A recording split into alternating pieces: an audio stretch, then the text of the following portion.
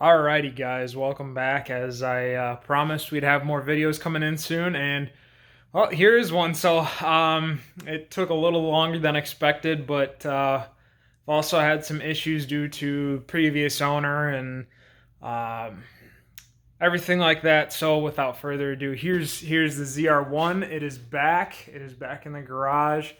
It is tuned now. It is not fully tuned because we've been having alternator issues and can't exactly figure out why. The issue we're having right now is it puts out 13.8 volts when the alternator plug is unplugged, but when it's plugged in, it basically doesn't charge at all. It's at like 11.4 or something like that.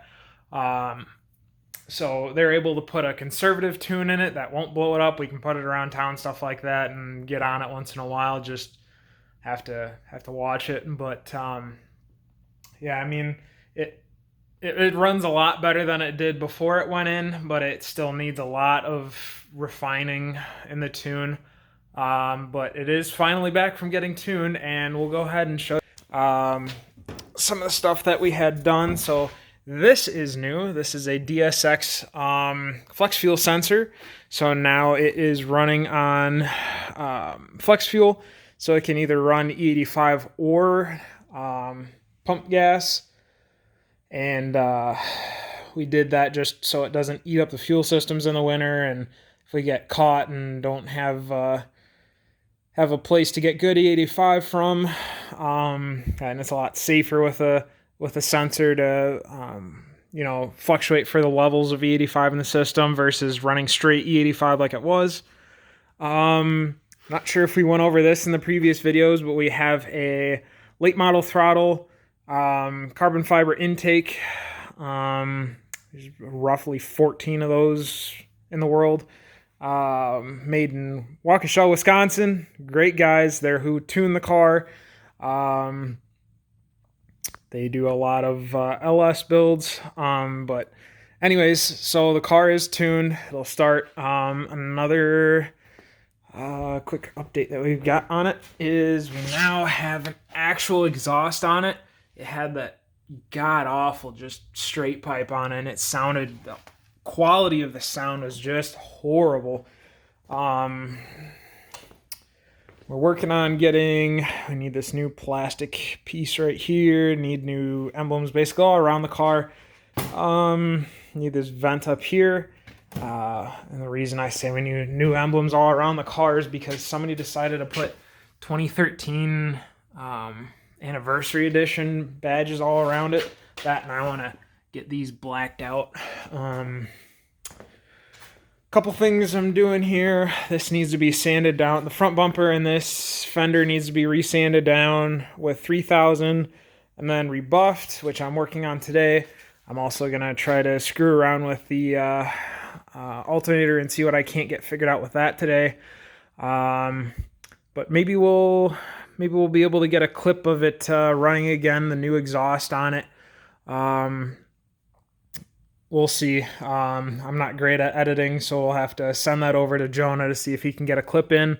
Otherwise, I've got a video of before when it was straight pipe before the tune, and then I can get a video now of with a new exhaust on it. That's a Billy Boat extreme exhaust or something. I forget which model it is, but yep, Morimoto's are looking good on it.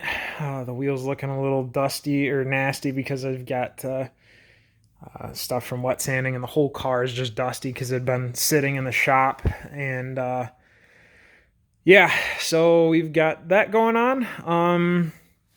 Trying to think what else we could update you on today. Car's doing great though otherwise. At least I can drive it around town just a hair and stuff like that, and not have to worry about it like it was before, because it would just absolutely shut down basically before it was tuned.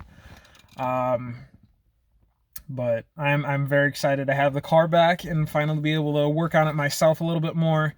And here, I guess I'll flip the camera one more time here. So the 3LZ or the 3ZR, sorry, package on the ZR1s has this leather wrap dash, and it just peels up like nothing else. It's so annoying, and it's an extremely common issue, and it's just inevitable. It'll happen just because it's glued.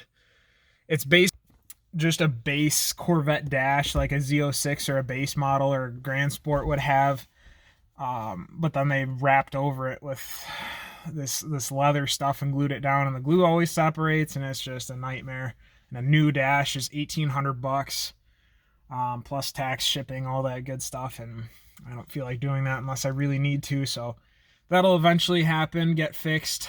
Trying to think what else I can go ahead and update you guys on today. Car will probably be going away for the winter soon here. There's a couple things we'll try to make update videos and stuff like that of as we buy parts to fix it, because we still need the carbon fiber rocker panel. We need a new front lip, and then all the other stuff that I had mentioned earlier. But I think that'll probably be it for this video. I just wanted to show you guys that it's back. It's a lot better than what it was, and it's actually drivable now.